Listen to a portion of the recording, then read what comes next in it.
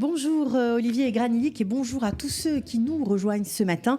Nous sommes ensemble jusqu'à 11h. Nous allons parler évidemment de l'actualité du coronavirus et puis de tout ce qui va avec, évidemment avec des intervenants. Et on va commencer comme chaque matin par les chiffres, Olivier Granillic. Bonjour Cathy, Shavuatov. On commence en effet par les chiffres avec 13 265 malades. C'est le nombre de cas de coronavirus en Israël depuis le début de cette épidémie. 113 personnes sont en soins intensifs et 164 personnes sont dans un état grave. 167 victimes, 167 personnes sont mortes de ce virus depuis le début de cette crise. Samedi a été une journée particulièrement difficile au niveau du nombre de morts, avec 12 nouvelles victimes en 24 heures, un des chiffres les plus importants depuis le début de cette épidémie. Par contre, on assiste à une légère baisse du nombre de personnes qui sont en soins intensifs. Et puis, indicateur important, c'est le taux de doublement. En combien de jours ce taux le nombre de personnes du corona double sur l'ensemble du territoire israélien? Il est aujourd'hui de 21 jours et demi. C'est-à-dire qu'il faut 21 jours et demi pour que le nombre de malades double, un indice plus que satisfaisant qui a contribué à prendre des décisions en direction d'un allègement des mesures de confinement en Israël.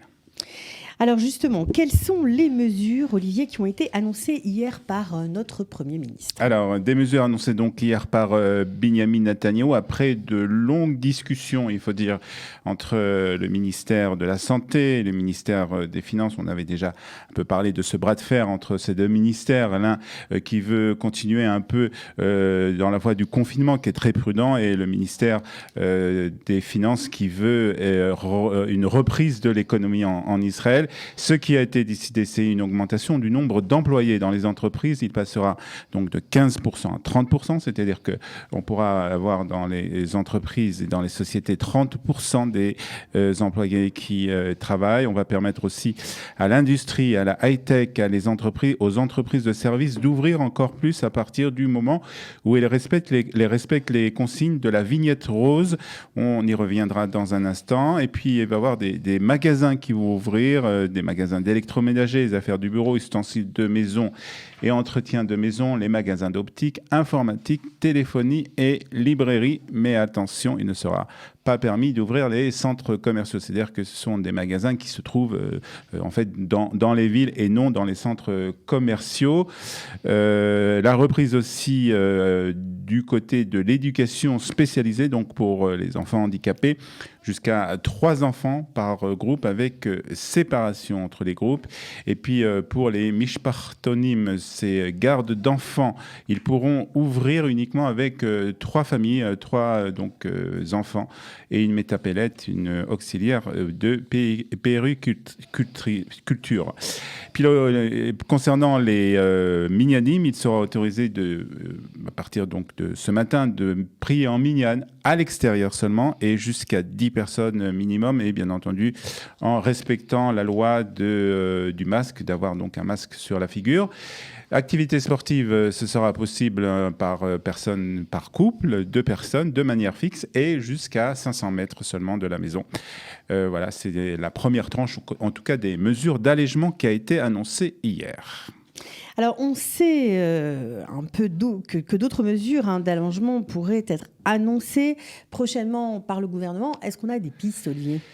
On n'en sait pas beaucoup plus pour le moment. Il faut dire que le gouvernement et les responsables de la santé avancent un peu dans le brouillard. Ces décisions ont été prises sur la base des mesures qui ont déjà été préconisées dans certains pays, comme des pays asiatiques ou en Europe. Mais on a pour le moment peu de recul concernant l'efficacité de ces décisions. Il va falloir donc attendre. Et ce fameux taux de doublement qu'on a parlé tout à l'heure, Cathy, va être décisif s'il retombe, c'est-à-dire si on assiste à un rythme de doublement plus rapide. Les pouvoirs publics pourraient annoncer un retour à des mesures plus strictes. Si au contraire le rythme est ralenti, on peut s'attendre à de nouvelles annonces d'allègement donc de ces restrictions, mais cela on le saura dans les jours, sinon dans les semaines à venir.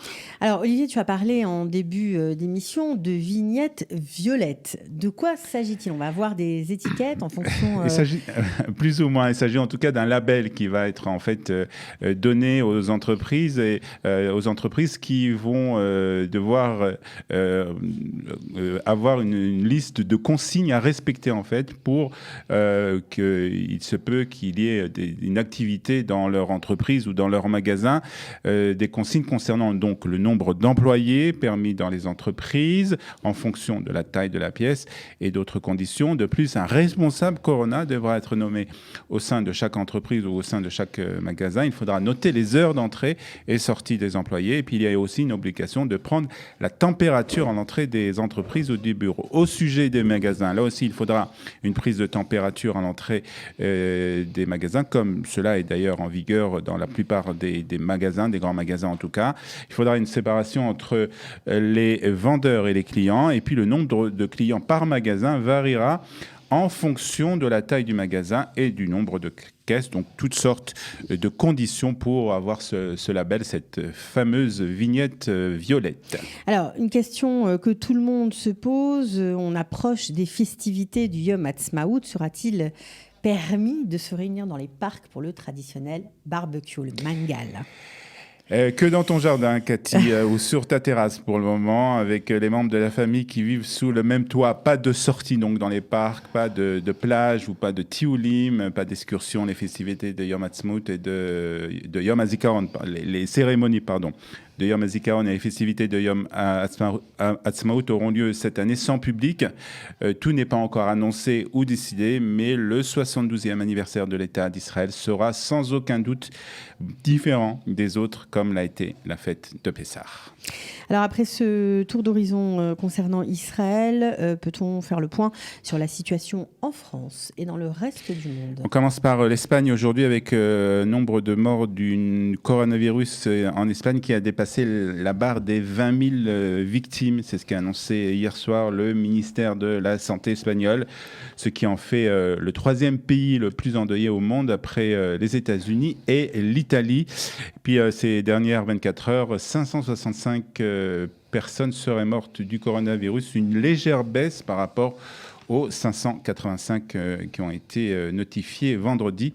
En France, le bilan reste lourd. On approche des 20 000 morts en France avec 12 323 victimes exactement sur le territoire français. Et pour le 4e jour consécutif, tout de même, le nombre de personnes hospitalisées pour une infection au Covid-19 a légèrement reculé.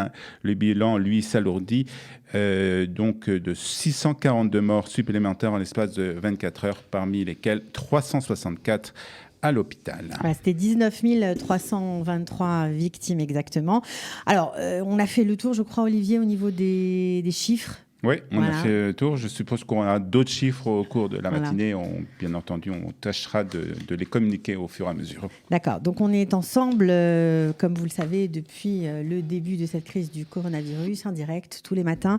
Nous avons aussi concocté, grâce à l'équipe sensationnelle de Kalita, qui ne compte pas son temps, un site internet pour vous permettre de poser vos questions, de rester informé. Je donne l'adresse du site www.info-covid19-kalita.com.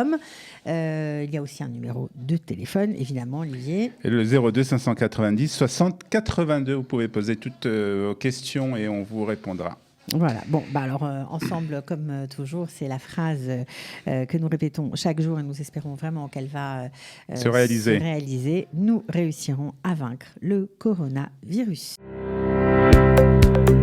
Pour tout savoir sur le coronavirus en Israël, les recommandations officielles mises à jour, les aides au Olim et tous les services proposés par le gouvernement, les municipalités, Kalita et les associations francophones d'Israël, dans cette période de crise inédite, connectez-vous sur www.info-covid19-kalita.com.